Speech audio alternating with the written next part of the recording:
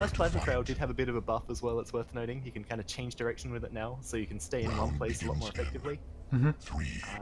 But not a particularly notable buff. But we will see how centrelink uses that. Going with the Plasma Trail right off the start here to get that mobility, make sure he's got both guns very, very comfortably before going down to this RA. I mean, the start you definitely want there for centrelink, where you just get the guns, you have that versatility.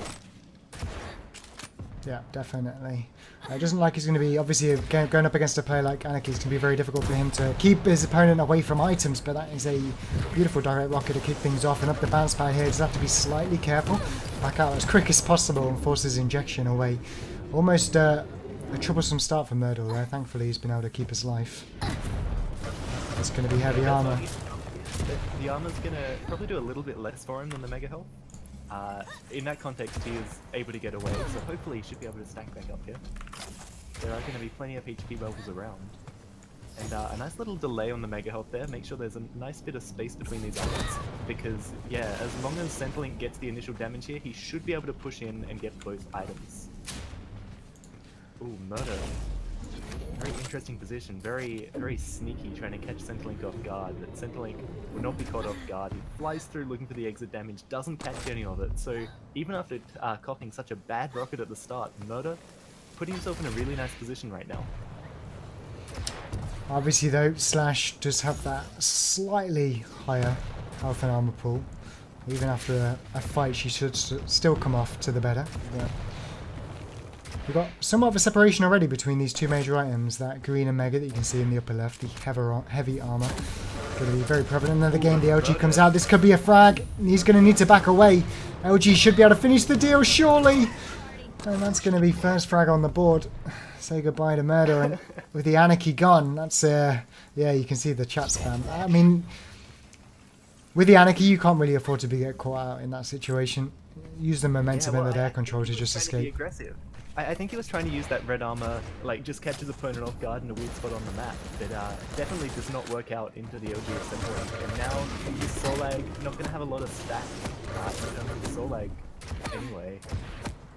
But the Acid Spit, even with the nerf, you can see how much it kicks down, like just how much of a difference that makes to a champion like Slash there. Oh yeah, you still got to be careful for sure. I just think if you play the mid-range game, you're even in more of a safer position now than ever before. When it comes to Solag, that's when the Acid Spit would have been great, but could have done a lot of damage, yeah. I think that's it as well with Solag, right? As soon as you throw out the Acid Spit, that's your trump card gone. At that point, you give centrelink the feeling that he can overstep his boundary somewhat, without fear of that LG just on the Acid Spit tearing you apart.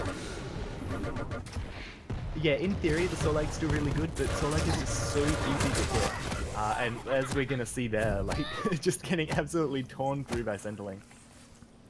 Down to just the range, you know. centrelink does not even care. He wants to end this round right now, and this is a great decision. Put this pressure on while you can. Almost gets telefragged, but it's alright. That was a smart die roll by murd0r, give him credit to, for sure. I don't think he ever had intention of teleporting to it, but it just, you know, makes centrelink somewhat reluctant. The problem is, the space that... Oh, the pressure, sorry, that centrelink's putting in has denied murd0r from getting a railgun.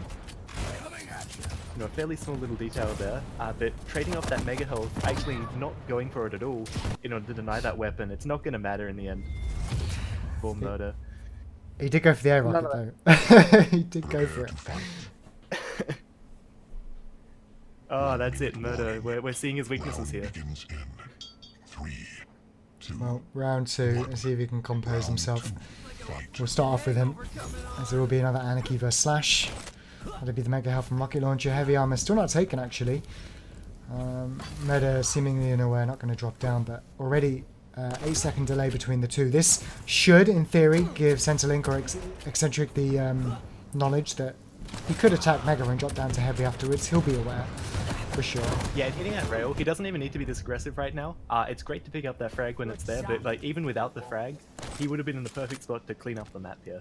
Actually, with the frag, interestingly enough, his opponent's now respawned with way more stack than the Anarchy would have had, and so was able to collect that Mega. And I think that's actually worked out worse for Centrelink. This is one of the funny quirks of respawning a Solag here with just such that huge stack. Oh It's yeah, very hard to definitely. be mindful of for a traditional style Quaker, I guess. Yeah, to get the mega spawn there as well was just frustrating. And not only that, but even if the frag wasn't picked up there, murd0r also got the time on the heavy armor.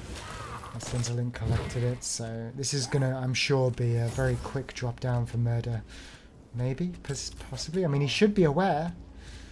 Yeah, that's going to be a mistake there for sure. He needed to do something at that red armor. That would have been just such a huge opportunity for him to stay in the driving seat of this map. And now, with a great little cheeky rail there from Centrelink, oh no, one is returned. Centrelink's still in a better spot here, but murd0r isn't going to do too badly if he can get a bit of armor. Unfortunately, that catches him in literally the worst situation possible. Yeah. It's always the question, do you bother picking up items like those hourglasses? I don't think he probably would have been hurt if he just jumped behind them, but as soon as you collect the item, immediately Centrelink was aware, and that's going to be absolutely crucial in this game. That's it, more than ever before. Oh wow, 2 tri-bolts. Go on, if you got the dire orb, but that would have been exciting. That would have been a great dire orb to come through.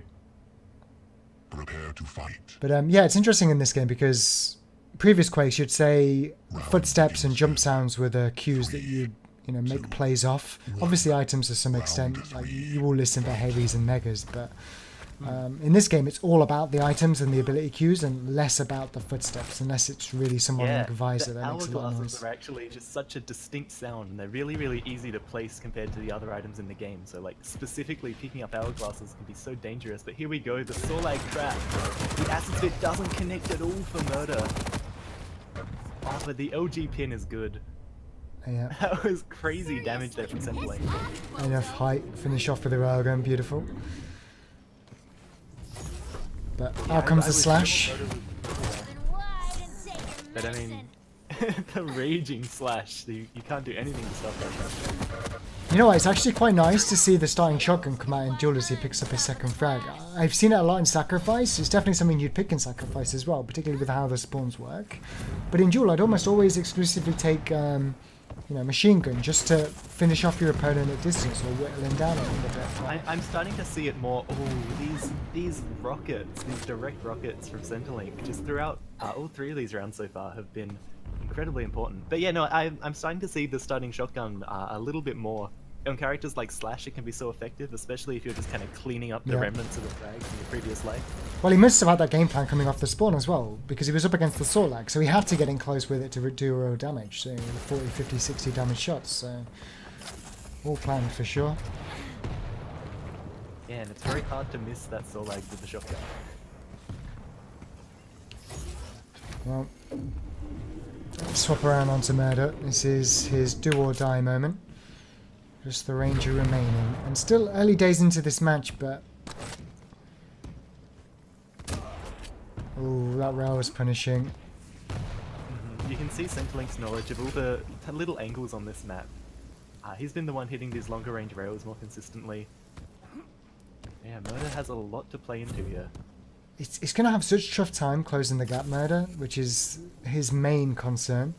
And not only that, but slashes so quickly that he's going to have a tough time extending the gap without the use of a dire orb. So now that dire orb's gone, in comes Slash, knowing there's no escape or no potential telefrag, and that's going to be 3-0. So, I mean, you called it from the beginning. It was the experienced player going up against the sort of newer dueler. But some moments, I think, of potential shown for murd0r at least. Yeah, no, with a bit more time, murd0r could be really, really good at this game. Just needs that little bit more knowledge of the map. You know, that was really something Centrelink had as an advantage here.